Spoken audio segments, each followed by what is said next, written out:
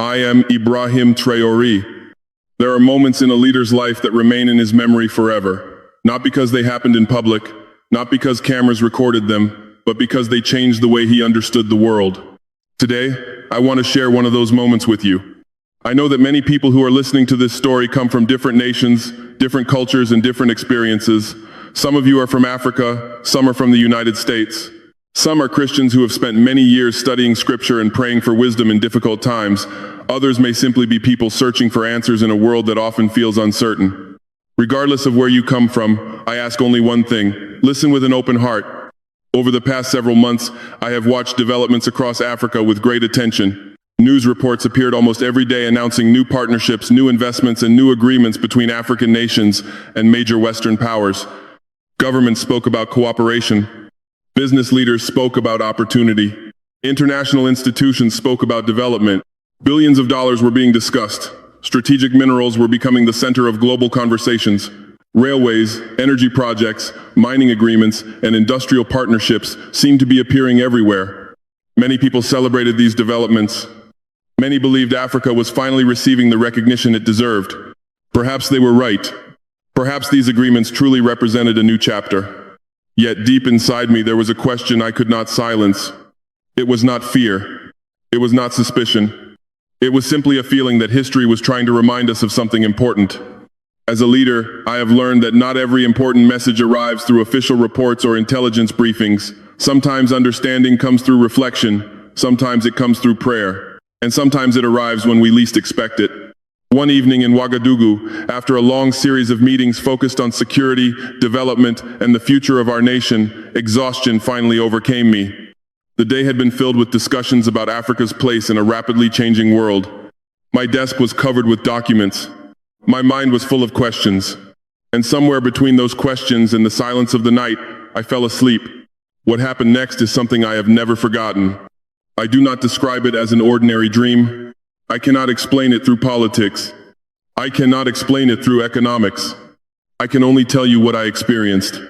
In that strange and powerful moment, I felt as if Jesus was showing me something, not a vision of the future, not a prediction of specific events. Instead, I was shown something many people prefer not to remember. I was shown a painful chapter of Africa's past. And through that experience, I began to understand a warning that I believe every African leader, every citizen, and every friend of Africa should carefully consider. This is not a story about fear. It is a story about wisdom. It is not a story about rejecting cooperation. It is a story about remembering lessons that history paid for with great suffering.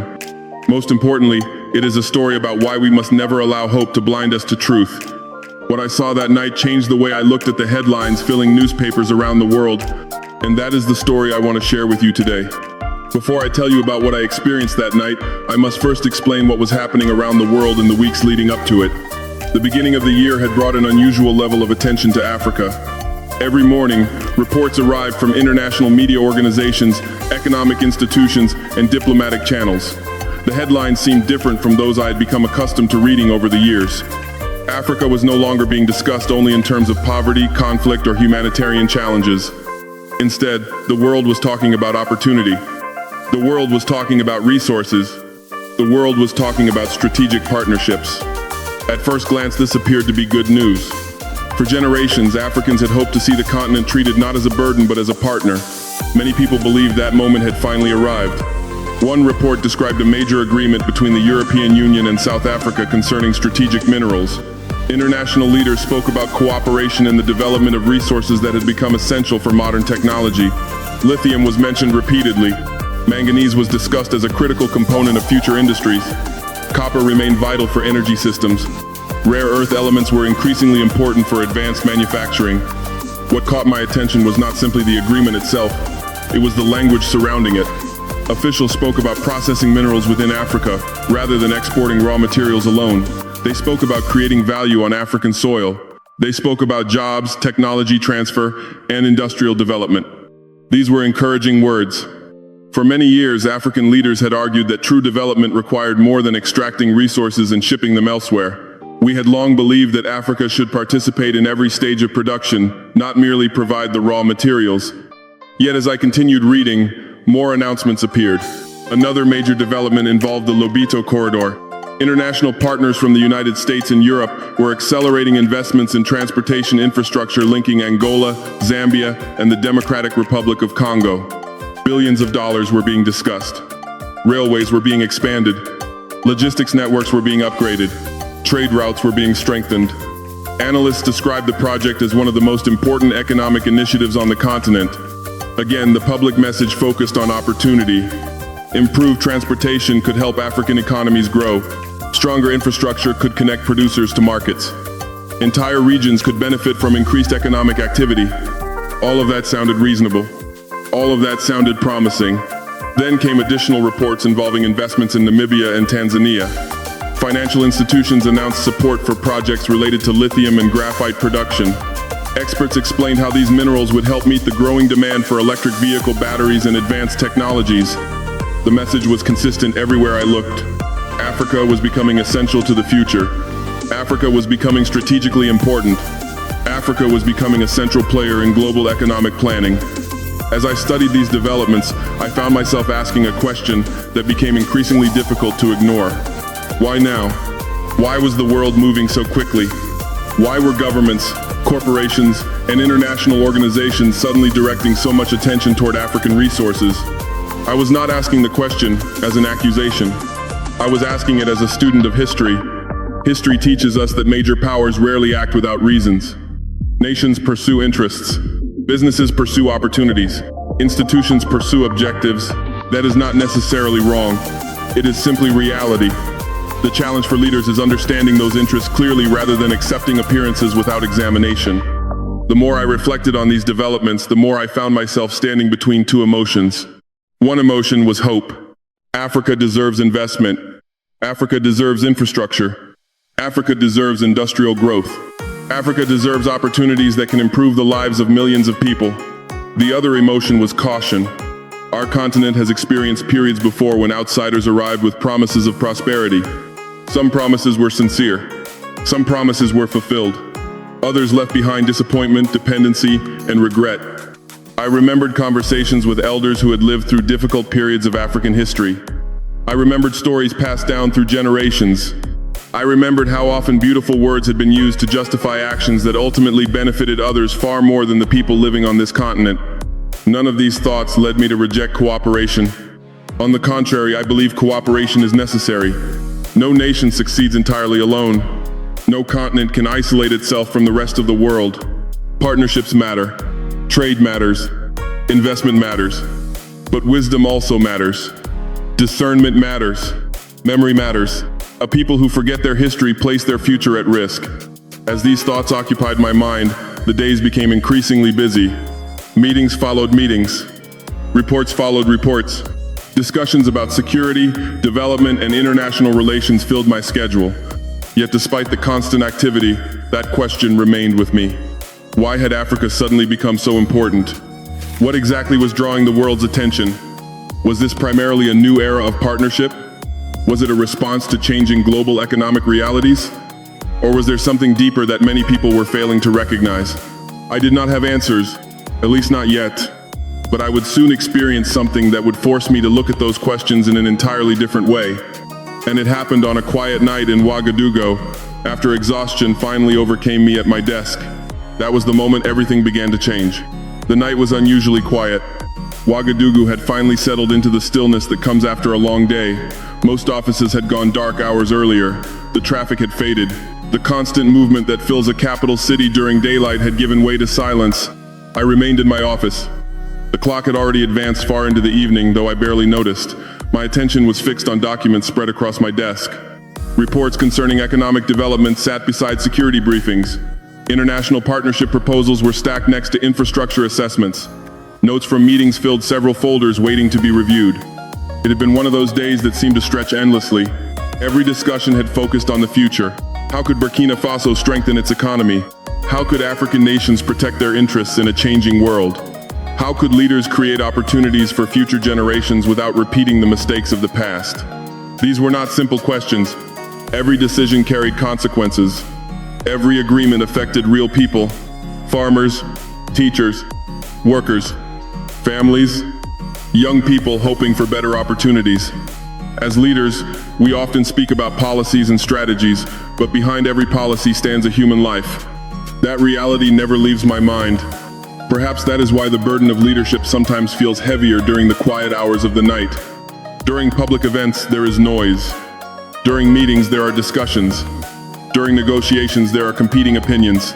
But when the room becomes silent and a leader sits alone with his thoughts, there is nowhere to hide from responsibility. That evening was one of those moments. I leaned back in my chair and looked across the room. The office lights seemed dimmer than usual. Fatigue was beginning to overcome me. For several days, my schedule had allowed very little rest. Travel, meetings, planning sessions, national concerns, regional concerns, international developments. The responsibilities never stopped. Yet, despite my exhaustion, my mind continued returning to the same question. Why was Africa suddenly receiving so much attention? The question was not born from cynicism. I genuinely wanted to understand. The world was changing rapidly. New technologies were transforming industries. Artificial intelligence was becoming increasingly important. Electric vehicles were reshaping manufacturing priorities. Global competition for strategic resources appeared to be intensifying. Africa possessed many of those resources. Perhaps that alone explained everything. Yet something still felt incomplete. Something still seemed unresolved. I remember lowering my eyes toward a collection of reports discussing mineral development projects across several African countries. The language was optimistic. The forecasts were impressive. The promises were substantial. Partnership, development, growth, opportunity. The same words appeared repeatedly. As I read those pages, my eyelids grew heavier. The room became quieter. The documents in front of me began to blur. I intended to rest only for a moment. Just a few minutes. Nothing more. Instead, exhaustion finally claimed victory. And I fell asleep. What happened next is difficult to describe using ordinary language. At first, there was only darkness. Not frightening darkness. Not threatening darkness. Simply an absence of everything familiar. The office disappeared. The desk disappeared. The reports disappeared. The concerns of the day vanished completely. There was no sound, no movement, no sense of time. I cannot say how long that silence lasted. Perhaps seconds. Perhaps longer. In that place, time seemed irrelevant. Then something changed. A presence entered the silence. I did not see a face. I did not see a physical figure standing before me. Yet I became aware of a presence unlike anything I had ever experienced. It carried authority without intimidation, power without aggression, strength without fear. The silence itself seemed alive. And then I heard a voice. Calm, clear, steady. Every word carried a weight that felt impossible to ignore. The voice did not shout. It did not demand attention. It simply spoke. And somehow I knew that every word mattered. The message was brief, yet it pierced directly into my thoughts. You cannot understand the present if you forget the past. Those words echoed through the darkness. Again and again. You cannot understand the present if you forget the past. At first, I did not fully understand what the message meant. My mind immediately returned to the agreements I had been studying. The investments, the partnerships, the promises, the opportunities. What did the past have to do with them? Why was history suddenly being placed before me? The voice offered no immediate explanation. Instead, the darkness around me began to change. Images slowly emerged from the distance. At first they appeared unclear, almost like shadows. Then they grew sharper, larger, more detailed. I realized I was no longer standing in an empty space. I was being shown something, not a future event, not a political prediction, not a vision of upcoming headlines. What unfolded before me was something far older, something buried deep within the memory of an entire continent. The images continued growing clearer. I could see movement. I could see people. I could see landscapes. I could see roads and rivers and settlements. The further the vision unfolded, the more I sensed a deep sadness woven into what I was witnessing. It was as if history itself was opening before me, and I was being invited to look directly at wounds that many people preferred not to discuss. The voice spoke once more. This time the words were even simpler. Look carefully. Nothing else was said. No explanation followed. No interpretation was offered.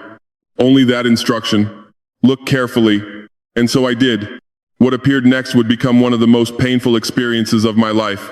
because what I saw was not merely history written in books. It felt as though I was standing inside it, watching it unfold with my own eyes, feeling the suffering of people who had lived generations before me. And as those images became clearer, I began to understand why the past was being shown before the present. The lesson could not be learned any other way. As the final words faded into silence, the images before me became sharper than anything I had ever experienced in an ordinary dream. I was no longer observing history from a distance. I felt as though I had been placed directly inside it. The first thing I noticed was movement. Long lines of people, long lines of wagons, long lines of trains.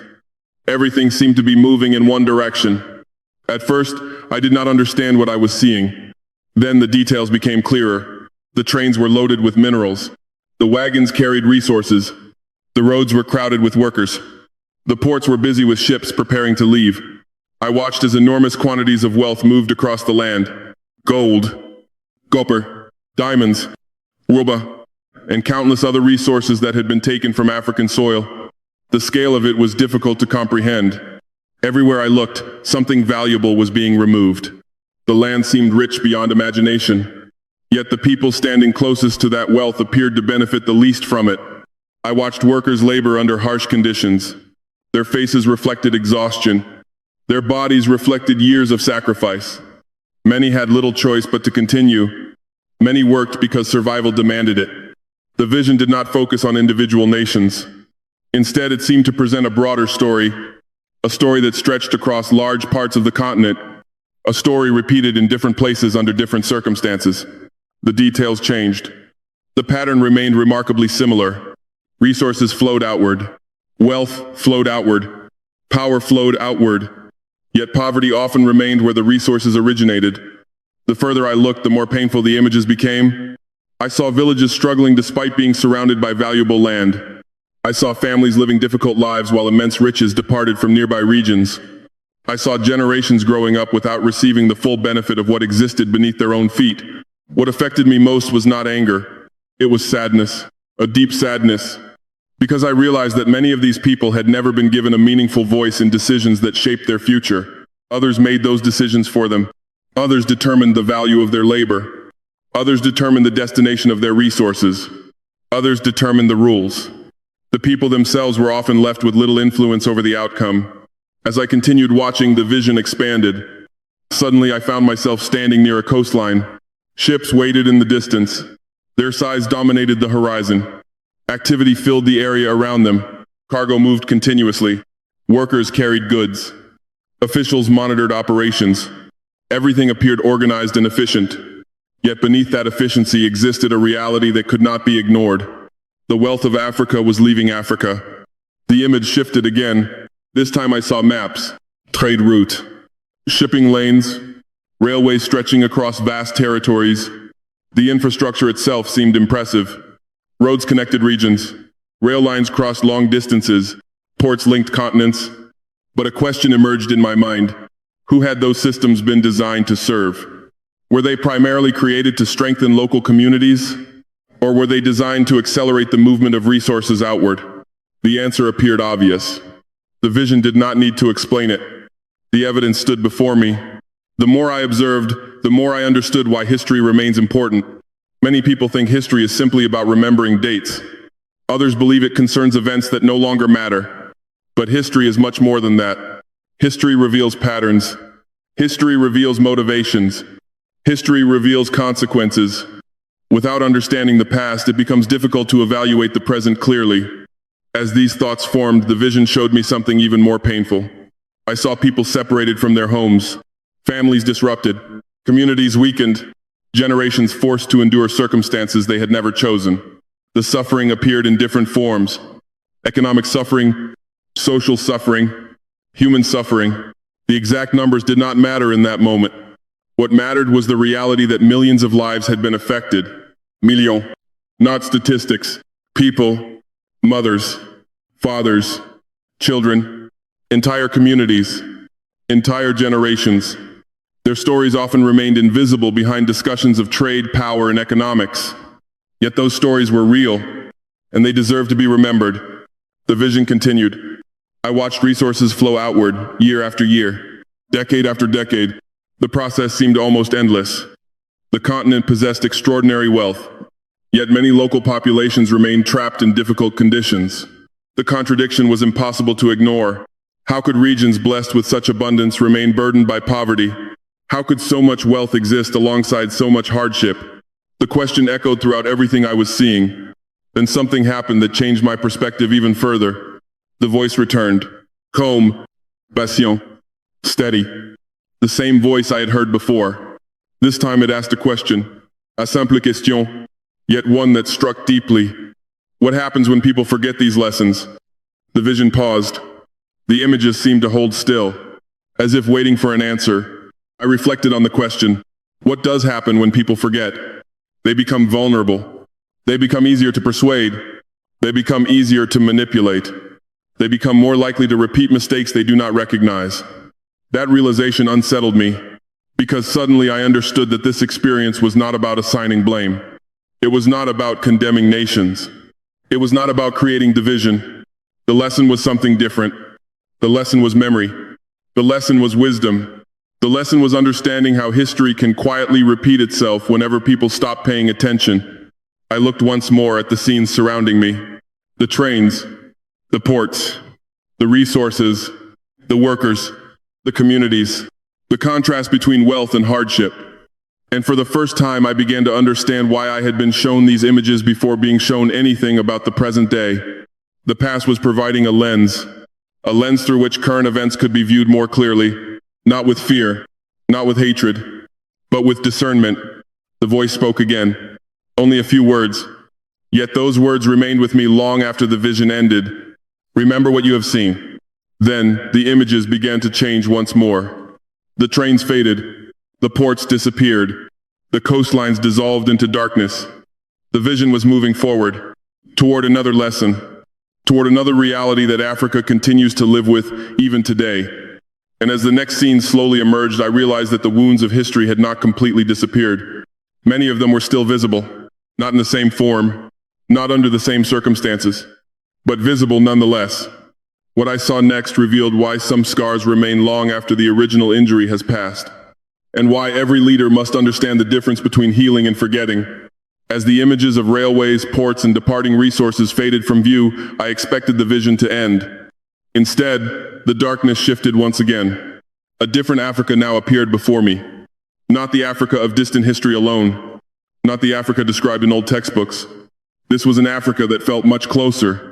An Africa whose struggles could still be found in many places. An Africa whose wounds had not fully healed. The first thing I noticed was a village. It was quiet. Simple. The people were not engaged in dramatic events. There were no soldiers, no politicians, no international conferences, only ordinary people trying to live ordinary lives. Yet something immediately felt wrong. The village sat upon land that appeared rich and beautiful. The surrounding region possessed enormous natural potential, and yet the community itself struggled. The homes were modest. Essential services were limited. Many daily challenges remained unresolved. The image shifted. I saw another community, then another, then another. Each location differed from the last. Different languages, different customs, different landscapes. Yet the pattern remained familiar. Natural wealth existed nearby. Human hardship existed nearby as well. The contradiction became impossible to ignore. I watched mothers searching for clean water. I saw families traveling long distances to access basic health care. I observed schools attempting to educate children despite having limited resources. Teachers worked with determination. Students carried dreams for the future. Yet obstacles surrounded them. The vision did not suggest that every challenge came from outside forces. That would have been dishonest. Africa's difficulties are complex. Some problems originate within our own institutions. Some result from poor leadership. Some arise from corruption. Some emerge from conflict. Some stem from global economic realities. The truth is rarely simple. Yet the vision seemed determined to highlight one particular question, a question that grew louder with each scene. How could regions blessed with immense resources still face such persistent struggles? The images became more detailed. I saw hospitals. Dedicated medical workers served their communities with commitment and compassion. Yet equipment was often limited. Funding was often limited. Access was often limited. I saw schools filled with hopeful young people. children eager to learn, young minds eager to build a better future. Yet many classrooms lack the tools available elsewhere in the world. I saw roads requiring improvement, infrastructure needing expansion, communities waiting for opportunities that had been promised for generations. And through all of it, one reality remained constant. The land itself was rich, extremely rich. Minerals, agricultural potential, energy resources, human talent, entrepreneurial spirit. The ingredients for prosperity existed, yet prosperity itself often remained unevenly distributed. Then I heard the voice again. This time it asked a question, not directed only toward Africa, not directed only toward governments, a question for anyone willing to think honestly. Who truly benefits from the wealth of the land? The words lingered. I found myself considering every scene I had witnessed. The question was not easy to answer. In some cases, local communities benefited. In other cases, national governments benefited. In some situations, international partners benefited. In others, corporations benefited. The reality varied from place to place. But the voice seemed focused on something deeper. Not whether benefits existed, but whether those benefits were shared fairly, whether ordinary people experienced meaningful improvement in their daily lives, whether wealth translated into dignity, whether resources translated into opportunity, whether development translated into hope. These questions struck me powerfully because they remain relevant today. Economic statistics matter, investment figures matter, trade agreements matter, but ultimately, development must be measured by human outcomes. Can families live better lives? Can children access quality education? Can communities obtain reliable health care? Can workers build stable futures? Can citizens participate in economic growth? If the answer remains no, then important questions must still be asked. The vision continued unfolding. I saw enormous mining operations. Modern equipment extracted valuable resources from the earth. Production levels appeared impressive. Revenue figures would likely have impressed economists. Yet nearby communities sometimes appeared disconnected from the wealth being generated. Again, the lesson was not absolute. Some projects had improved local conditions. Some investments had produced meaningful benefits. The vision was not claiming that every partnership failed. Rather, it was asking whether leaders had learned to evaluate partnerships wisely, whether promises were being examined carefully, whether accountability truly existed, whether citizens remained at the center of decision-making. The voice returned once more. This time the words felt less like a question and more like a warning. Not every promise becomes reality. The statement was simple, yet history provides countless examples proving its truth. Throughout human history, leaders have made promises, corporations have made promises, governments have made promises. Some have honored those commitments faithfully, others have not. This is not unique to Africa. It is part of the human condition. Hope can inspire progress. But hope without scrutiny can create disappointment. Trust can strengthen relationships. But trust without wisdom can create vulnerability. The vision seemed determined to teach balance. Not cynicism, not fear, balance. A wise person neither rejects every opportunity nor accepts every opportunity blindly. A wise person evaluates, question, studies, remembers, discerns. As I reflected on these thoughts, the images before me began changing once again. The villages faded, the schools faded, the hospitals faded, the roads disappeared into darkness. Something new was emerging. At first I saw bright lights, then I saw technology, then I saw machinery unlike anything present in the earlier scenes. The atmosphere felt different, more modern, more connected to the future. The vision was moving away from the consequences of history and toward the forces shaping tomorrow. And as those new images became clearer, I began to understand why global attention toward Africa had increased so dramatically. The answer was not hidden in the past alone.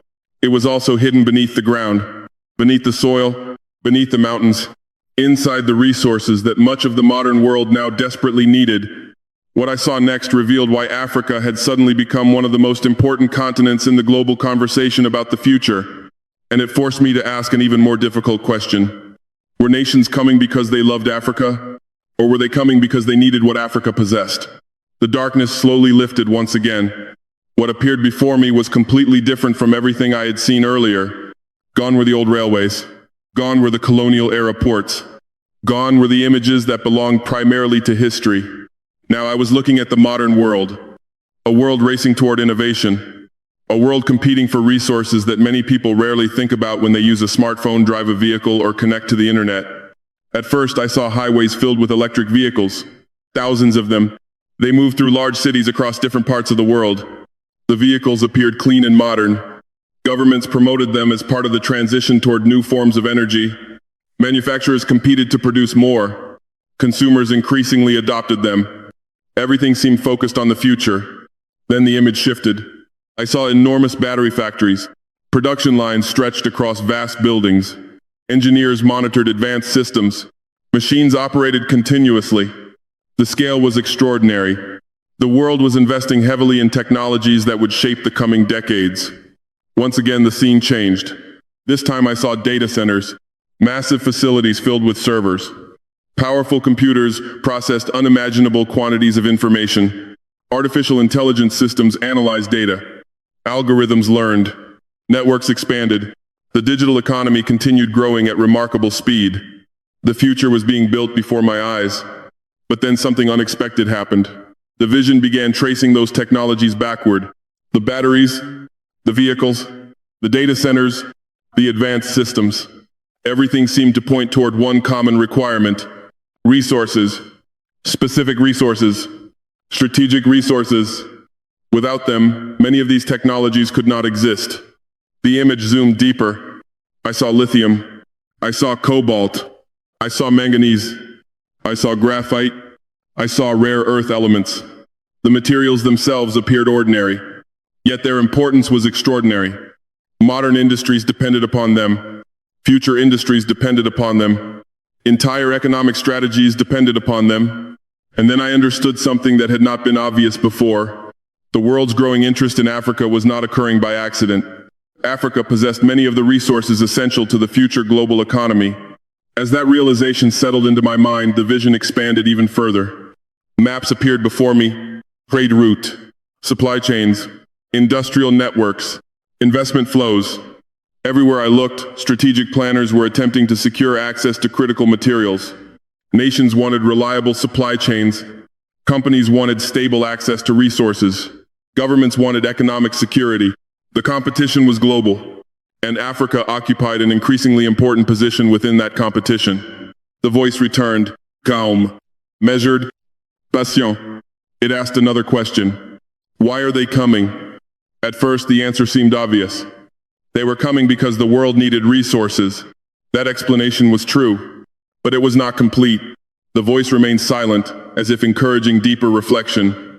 So I continued thinking, why does any nation pursue partnerships? Why do companies invest? Why do governments negotiate agreements? The answer is usually interests. Not necessarily bad interests. Not necessarily selfish interests. Simply interests. Every country seeks advantages. Every government seeks opportunities. Every business seeks growth. That is how the world functions. The problem arises when people confuse interests with friendship, or when they mistake economic necessity for generosity. The vision seemed determined to help me distinguish between those things. Partnership can be genuine. Cooperation can be beneficial. Mutual success can be real. But successful partnerships require honesty about motivations. They require transparency. They require clear understanding. As I continued observing, I saw delegations traveling across Africa, political leaders, corporate executives, financial institutions, development organizations. Everyone seemed interested in building relationships. Everyone seemed interested in discussing investments. Everyone seemed interested in Africa's future. Again, I emphasize something important. The vision did not portray these developments as inherently negative. That would have been inaccurate. Africa needs investment. Africa needs infrastructure. Africa needs technology.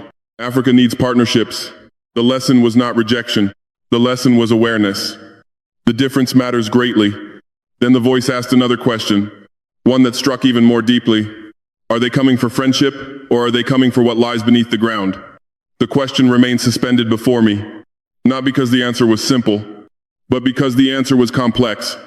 Some undoubtedly came with sincere intentions. Others came primarily because resources had become strategically important. Still others likely came for a mixture of reasons. Human motivations are rarely pure. Nations are no different. The world does not operate according to simple categories of heroes and villains. Most decisions emerge from a combination of interests, values, opportunities, and pressures. Yet the question remained important, because leaders who fail to understand motivations place their people at risk. A nation that misunderstands why others seek partnership may negotiate poorly. A nation that assumes goodwill without verification may surrender valuable advantages. A nation that forgets its leverage may undervalue its own position. As these thoughts unfolded, another realization emerged. For generations, many Africans had been encouraged to believe that the continent needed the world. But what if the world increasingly needed Africa as well? That idea changed everything, not because it justified arrogance, not because it encouraged hostility, but because it created balance. True partnership requires mutual respect. Mutual respect becomes easier when both sides recognize each other's value. Africa is not valuable only because of its minerals. Africa is valuable because of its people, its markets, its ideas, its workforce, its potential, its future. The resources beneath the ground matter greatly, but the people above the ground matter even more. The vision seemed pleased that this realization had occurred. The atmosphere shifted. The images slowed. The maps faded. The factories began disappearing. The data centers dissolved into darkness. Yet before the scene vanished completely, I noticed something important. The same resources attracting global attention could become either a blessing or a burden. The outcome would depend largely upon leadership, upon wisdom, upon vigilance, upon integrity. Resources alone do not create prosperity. History proves that repeatedly. Prosperity emerges when resources are managed responsibly, when citizens benefit fairly, when leaders think beyond immediate gains, when nations negotiate from positions of confidence rather than insecurity. As the final images faded, the voice spoke again. Its tone remained calm, yet the message carried unmistakable seriousness. Understanding motives is not the same as fearing them. Those words stayed with me, because they revealed the true purpose of everything I had witnessed so far. The lesson was not suspicion. The lesson was discernment. The lesson was not rejecting cooperation. The lesson was entering cooperation with open eyes. And as I absorbed that message, the vision prepared to reveal another truth, one that would become even more important. Because the next lesson was not about foreign governments. It was not about corporations. It was not about resources. It was about human nature itself. About something that exists in every nation, every institution, every organization, and every human heart. Something that has influenced history from the beginning. Something capable of turning opportunity into exploitation if left unchecked. The voice was preparing to show me that the greatest danger was not any specific country. The greatest danger was something far older, something far more universal, something called greed. As the final images of factories, minerals, and global supply chains disappeared, I expected the vision to focus on governments or corporations once again. Instead, what appeared next surprised me. I found myself standing inside a large meeting room. The room itself was unfamiliar. There were no flags, no names, no identifying symbols. Nothing indicated which country it belonged to. Nothing revealed who the participants were. Around a long table sat men and women engaged in discussion. Some wore business attire. Some appeared to be political leaders. Others looked like advisors, negotiators, or executives. Documents covered the table. Presentations were being delivered. Numbers were displayed on screens. Contracts awaited signatures. At first glance, everything appeared ordinary. Professionnel, respectable, legal. The kind of meeting that takes place somewhere in the world every single day. Then I noticed something important. The vision was not focused on the identities of the people in the room. It was focused on the choices they were making. As I watched, different scenes unfolded one after another. In one meeting, leaders discussed how to create opportunities that would benefit entire communities. In another, investors explored ways to develop infrastructure while sharing long-term value. In another, public officials negotiated terms designed to protect their citizens. These scenes reflected cooperation at its best. Mutual benefit, mutual respect, shared progress. The vision was showing me something very important. Not every investor is dishonest. Not every corporation seeks exploitation. Not every foreign government has harmful intentions. Many people genuinely want to create value. Many partnerships improve lives. Many agreements help nations grow. The voice seemed determined to make this point clear. Because wisdom requires fairness. It is easy to see danger everywhere. It is easy to become suspicious of everyone. But suspicion alone does not create understanding. Truth requires balance. Then the atmosphere changed. The room darkened slightly. The next series of meetings felt different. The people still wore suits. The contract still looked professional. The presentation still sounded impressive. Yet something beneath the surface had changed. This time I sensed self-interest dominating every conversation. The welfare of ordinary people barely entered the discussion. The focus remained on profit, influence, control, advantage, short-term gain. No one openly spoke of exploitation. No one openly spoke of harming others. Yet the consequences of their decisions would eventually do exactly that. The contrast between the two sets of meetings became impossible to ignore. The external appearance looked almost identical. The motivations were entirely different. That realization struck me deeply, because many of the most important decisions in history have emerged from rooms that appeared respectable. Good intentions can exist there. Bad intentions can exist there as well. The difference often remains invisible until the consequences begin to appear years later. The voice returned, calm as always, patient as always. Do not mistake appearance for character. The words echoed through the room, and immediately I understood their significance. A polished presentation does not guarantee honesty. A beautiful promise does not guarantee fairness. A handshake does not guarantee integrity. A contract does not guarantee justice. These things may reflect good intentions, but they must still be examined carefully. The vision continued. Now I saw agreements being signed. Some created prosperity. Others created dependency. Some strengthened nations. Others weakened them. Some empowered local populations. Others concentrated benefits among a small number of individuals. Again, the lesson was not about nationality. The lesson was about human nature, because the same pattern can occur anywhere. In Africa, in Europe, in Asia, in North America, human beings possess tremendous capacity for both good and evil. Every nation contains honest people. Every nation contains dishonest people. Every institution contains individuals capable of wisdom and individuals capable of greed. The challenge for leaders is learning how to distinguish between them. As I reflected on this truth, the vision shifted again. I saw projects being announced with great excitement. New investments, new developments, new opportunities. The public response was overwhelmingly positive. People celebrated. Expectations rose. Hope spread quickly. Hope is a powerful thing. In many ways, hope is essential. Without hope, societies cannot move forward. Without hope, people lose motivation to build better futures. But the voice seemed eager to remind me of something important. Hope without vigilance can become vulnerability. Trust without accountability can become danger. Optimism without wisdom can become disappointment. The lesson was becoming clearer with every passing moment. Blind trust is not virtue. Careful discernment is. Then the vision showed me something even more revealing. I watched leaders from different generations standing before important choices. Some chose immediate rewards. Others chose long-term prosperity. Some focused on personal benefit. Others focused on future generations. The consequences of those choices stretched far beyond their own lifetimes. Entire nations would eventually live with the results. At that moment, I realized something that every leader must understand. Leadership is not measured only by what happens during one's own time in office. True leadership is measured by what remains after one is gone. The projects we approve, the agreements we sign, the resources we manage, the opportunities we create. All of these shape futures we may never personally witness. That responsibility should humble every leader. It certainly humbles me. The voice spoke again, this time with unmistakable clarity. Greed does not belong to one nation. I remained silent. The truth of those words was obvious. Too often people search for simple explanations. They want clear villains, clear enemies, clear targets for blame.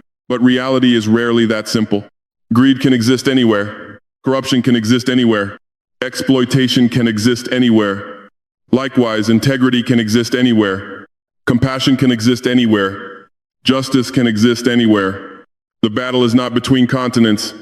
The battle is not between races. The battle is not between nations. The battle often takes place within the human heart. That understanding changed how I viewed everything I had seen so far. The purpose of the vision was not to create hostility toward anyone.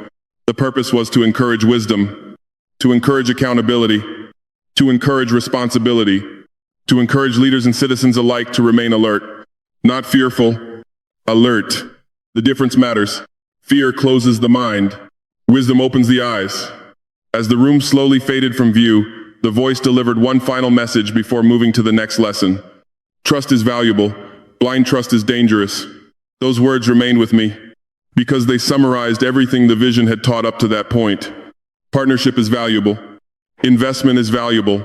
Cooperation is valuable. But none of those things remove the need for discernment. None of those things remove the need for accountability.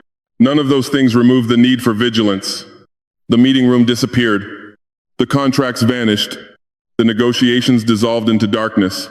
Yet I sensed that the vision was not finished. In many ways, it felt as though the most important lesson was still ahead. Because next, I would be shown something that every African leader must confront. Not a foreign challenge, not an economic challenge, but a personal challenge. A test of character, a test of integrity, a test capable of determining the future of entire nations. And as the next images began emerging from the darkness, I saw symbols that immediately revealed what the lesson would be about. A suitcase, money, promises, temptation. The oldest test of leadership had arrived. The darkness opened once again. What appeared before me was simple. There were no grand buildings, no factories, no railways, no maps. Only a single table standing in an empty space. Upon that table sat a suitcase. Nothing more. At first, the image seemed almost too simple after everything I had already witnessed. Yet as I continued looking, I understood that this scene carried one of the most important lessons of all. The suitcase slowly opened. Inside was money. Large amounts of money. More money than most people would see in an entire lifetime. As I looked closer, the money began changing into other forms. Sometimes it became luxury. Sometimes it became political influence. Sometimes it became power. Sometimes it became prestige. The message was clear. The suitcase was not really about money. It represented temptation. The oldest temptation in leadership. The temptation to place personal interests above the interests of the people. The temptation to think about today instead of tomorrow. The temptation to exchange a nation's future for immediate rewards. The voice returned, calm, steady, authoritative. Not everything that is offered is a blessing.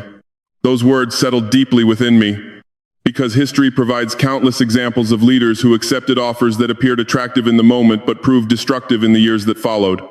A proposal may sound impressive. An investment may appear generous. A partnership may promise enormous rewards. Yet wise leaders must always ask deeper questions. Who benefits? For how long? At what cost? And what happens after the agreement is signed? The vision expanded. Now I saw leaders standing before crossroads. Each road represented a different decision. Some paths appeared difficult. Others appeared easy. Some required patience. Others offered immediate rewards. The easier roads attracted many people. The difficult roads attracted fewer. Yet the outcomes were very different. Those who chose immediate gain often discovered hidden costs later. Those who accepted every promise without scrutiny frequently faced consequences they never anticipated. Those who pursued only short-term advantages often left long-term problems behind for future generations. Meanwhile, those who exercised patience often created stronger foundations. Not because they were perfect, but because they understood something important. Leadership is stewardship. A nation does not belong to its leaders. A nation belongs to its people. And every leader serves only as a temporary guardian of something far larger than himself. As I reflected on that truth, the images before me changed once again. I saw contracts being placed on tables, documents awaiting signatures, negotiations reaching their final stages. Some agreements were beneficial, others were harmful. At first they looked almost identical. The difference was hidden within details. The difference was hidden within terms and conditions. The difference was hidden within consequences that might not become visible for many years. That realization struck me powerfully. A single signature can affect millions of lives. A single decision can influence generations. A single agreement can shape the future of a nation long after the people who signed it are gone. Too often, leaders think only about the next election, the next political victory, the next public celebration. But true leadership requires thinking about people who have not even been born yet. What kind of country will they inherit? What opportunities will they possess? What resources will remain available to them? Those questions matter. They matter more than applause. They matter more than political popularity. They matter more than personal advancement. The voice spoke again. This time the words carried unusual weight. Do not sell tomorrow in order to enjoy today. I remained silent. The truth was undeniable. Throughout history, many societies have sacrificed long-term prosperity for short-term comfort.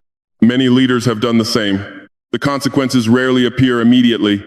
That is what makes temptation so dangerous.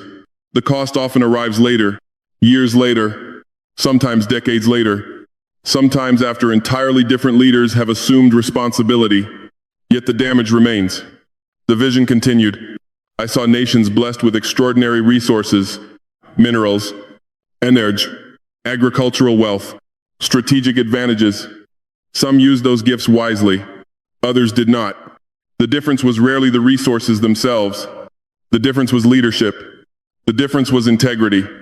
The difference was whether leaders remembered that they served the people rather than themselves. As I watched, another image emerged. A young child stood in the distance. The child represented future generations. Nothing more, nothing less.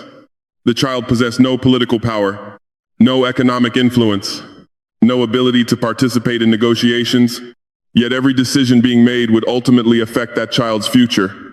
That image affected me deeply, because leadership should always include those who cannot yet speak for themselves.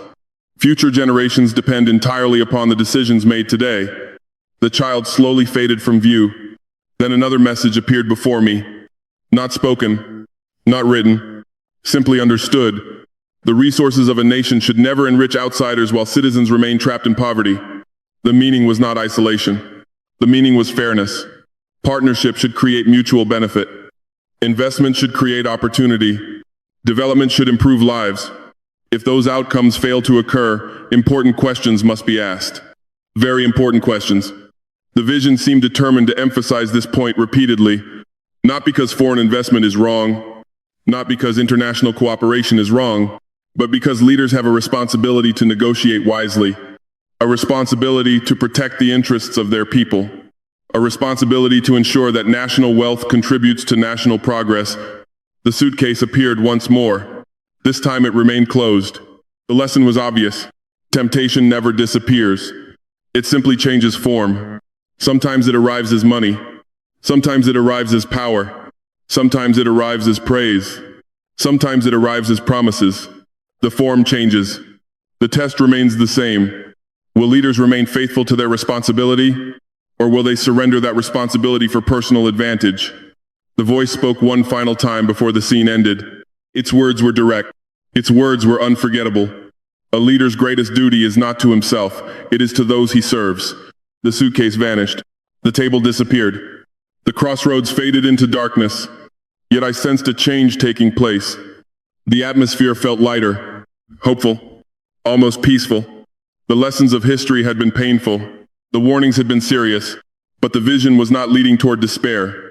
It was leading toward something else, something stronger, something capable of protecting nations from manipulation, something more valuable than minerals, more valuable than money, more valuable than political influence. As new images emerged from the darkness, I saw ordinary people, farmers, teachers, workers, young men and women, families, communities, and I immediately understood that the vision was about to reveal the greatest strength Africa possesses, not beneath the ground, but within its people. As the image of the suitcase disappeared, I felt a sense of relief. The previous lessons had been serious. They had focused on history, power, resources, and the responsibilities of leadership. Yet now the atmosphere felt different, brighter, warmer, hopeful. For the first time since the vision began, I sensed that I was being shown not a warning but an answer. The darkness gradually gave way to sunlight. A new scene unfolded before me. I saw a farmer standing in a field. The soil beneath his feet was rich. His work was difficult. His days were long. Yet there was dignity in what he did. He was helping feed his community. He was helping sustain his nation. The image shifted. I saw workers building roads. Others repaired equipment. Others transported goods. Others operated small businesses. Everywhere I looked, ordinary people were contributing to something larger than themselves. None of them appeared in international headlines. None of them attended global summits.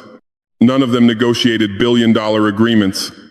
Yet their efforts formed the foundation upon which every nation stands. The vision continued expanding. I saw teachers standing before classrooms. They spoke to young students with patience and determination. The buildings were not always perfect. The resources were not always abundant. But the teachers continued, day after day, year after year. They were helping shape future generations. They were building something far more valuable than any mineral hidden beneath the earth. They were building minds. Then I saw young people, thousands of them. Some studied science. Some learned trades. Some worked on farms. Some started businesses. Some dreamed of becoming doctors, engineers, teachers, entrepreneurs, and leaders. The energy I saw among them was extraordinary. It reminded me of something I have long believed. Africa's future is not buried underground. Africa's future walks above the ground every day. It lives within its people. The voice returned, gentle, steady, almost encouraging. What is the greatest wealth of a nation? The question seemed simple, yet after everything I had witnessed, I understood that the answer was not obvious. Many people would point to minerals. Others would point to oil. Others would point to gold. Others would point to strategic resources. Those things certainly possess value. But as I looked around at the people before me, I realized that none of those resources could create prosperity by themselves. Resources cannot teach children. Resources cannot lead communities. Resources cannot inspire hope. Resources cannot build character. People do those things. Only people. The vision seemed pleased by that realization. The scenes continued. I watched neighbors helping one another, families supporting one another, communities overcoming challenges together. Not because they possessed unlimited resources, but because they possessed resilience. That word stayed with me. Resilience. Africa has faced extraordinary difficulties throughout its history. Colonialism, conflict, economic hardship, political instability, external pressures, internal failures. Yet despite everything, Africa remains standing. Its people remain standing. Its hope remains standing. That resilience is a form of wealth. A wealth that cannot be measured by financial reports. A wealth that cannot be extracted from the ground. A wealth that cannot be purchased. The voice spoke again. A people who know who they are cannot easily be bought. Those words immediately captured my attention, because they revealed the heart of the lesson. For much of the vision, I had been shown resources, investments, agreements, power, influence. But now I understood that the most important protection against exploitation was not military strength. It was not economic strength alone. It was identity. A nation that understands its value is difficult to manipulate. A people who understand their worth are difficult to deceive. A society grounded in principles becomes harder to corrupt. The vision expanded even further. I saw Africans from different countries, different cultures, different languages, different backgrounds. Yet despite those differences, certain qualities connected them. Faith, determination, family, community, hope. These qualities appeared again and again. The more I observed them, the more convinced I became that Africa's future would not ultimately be decided by foreign governments, nor would it be decided solely by international markets. Africa's future would be determined largely by Africans themselves, by their choices, by their values, by their willingness to remain united around common goals. That realization filled me with optimism, because it shifted attention away from fear. Too many people spend their lives fearing external forces, fearing powerful nations, fearing corporations, fearing global events. Those concerns may sometimes be understandable, but fear alone never builds anything. Confidence builds, integrity builds, unity builds, faith builds. The vision was teaching me that strength begins within. A nation divided against itself becomes vulnerable. A nation united around shared principles becomes resilient. The same principle applies to individuals. The same principle applies to families. The same principle applies to communities. As I reflected on these truths, I noticed something else. The people in the vid, they're not waiting for someone else to save them. They were working, learning, building, creating, serving. They understood that progress requires participation. No foreign partner can create prosperity for people who refuse to create it themselves. No investment can replace responsibility. No agreement can replace character. These truths may sound simple, yet they are incredibly powerful.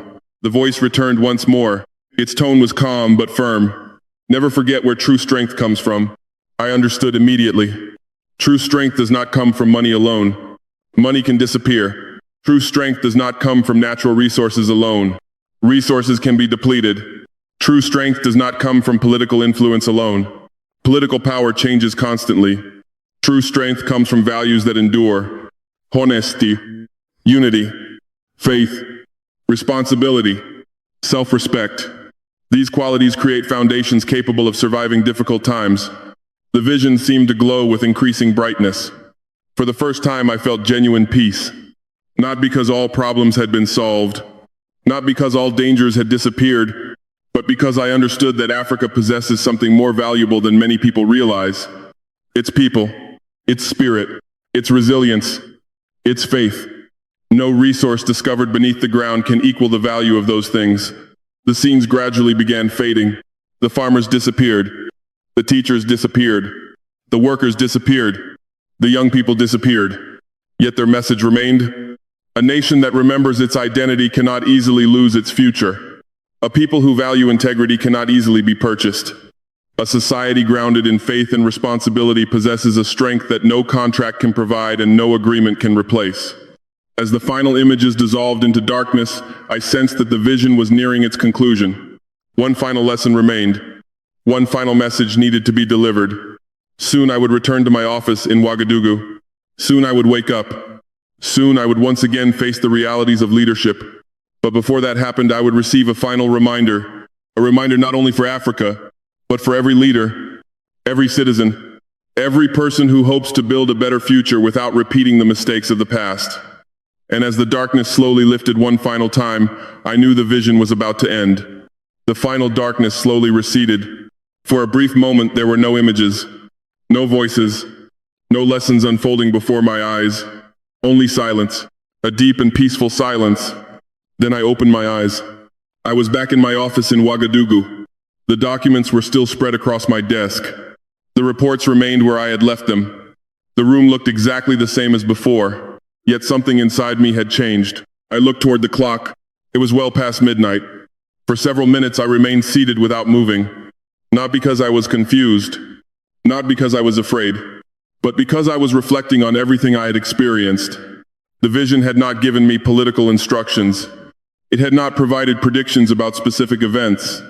It had not told me which nations to trust or which nations to reject. Instead, it had given me something far more valuable: perspective, wisdom, and a reminder that history should never be ignored. As I sat there in the quiet of the night, I thought once again about the agreements, investments, and partnerships that had captured global attention. My opinion regarding cooperation had not changed. I do not oppose international partnerships.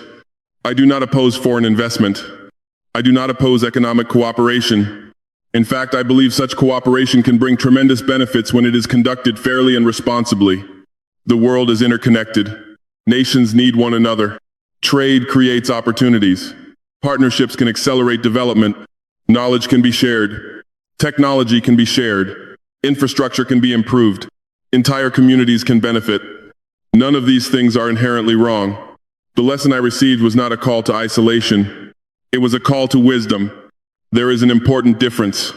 A nation can welcome cooperation while remaining vigilant. A nation can build partnerships while protecting its interests. A nation can embrace opportunity without surrendering its future. That balance is essential. As I reflected on the vision, several truths became increasingly clear. First, history matters. People often speak about moving forward. And indeed, we must move forward. But moving forward does not require forgetting. A person who forgets past mistakes is more likely to repeat them. The same is true for nations. The same is true for continents. History should not imprison us, but it should educate us. The second truth concerns leadership. Leadership is not about receiving praise. Leadership is not about appearing powerful. Leadership is not about personal enrichment. True leadership is stewardship. Every leader temporarily holds responsibility for something that belongs to the people. That responsibility should never be taken lightly. The resources of a nation belong to its citizens. The future of a nation belongs to future generations. Every major decision must be evaluated through that lens. The third truth concerns human nature. The vision repeatedly reminded me that greed exists everywhere. Not in one country, not in one continent. Every society must remain aware of that reality. Greed can influence governments. Greed can influence businesses. Greed can influence institutions. Greed can influence individuals. That is why accountability remains essential. That is why transparency remains essential. That is why vigilance remains essential. Then I thought about the most hopeful lesson of all. Africa's greatest strength is not hidden beneath its soil. It is found within its people. No amount of lithium can replace integrity. No amount of gold can replace unity. No amount of cobalt can replace faith. No amount of investment can replace responsibility. The future will ultimately be shaped by the character of the people who inherit it. That realization filled me with hope, because despite all of Africa's challenges, I have never lost faith in the resilience of its people. I have never lost faith in their creativity. I have never lost faith in their determination. And I have never lost faith in their ability to build a better future. If you have listened to my story this far, I would encourage you to reflect on these lessons for yourself. Whether you live in Africa, whether you live in the United States, whether you live anywhere else in the world, the principles remain the same. Ask questions, seek truth, remember history, value integrity, protect what is entrusted to your care, and never allow temporary rewards to blind you to long-term consequences. The world does not need more fear. The world needs more wisdom. The world does not need more division. The world needs more understanding. The world does not need more exploitation. The world needs more responsibility. That is the message I carried away from the experience. And that is the message I wish to share today. After all that I witnessed, I came to understand that power or wealth alone cannot save humanity. Only faith, compassion, integrity, and genuine concern for one another can do that. Our world has already experienced too much suffering, too many wars, too much hatred, too much division. My hope is that better days will come for Burkina Faso, for Africa, for the people of the United States, and for every nation on earth. Let us reject what is evil. Let us turn away from greed and hatred.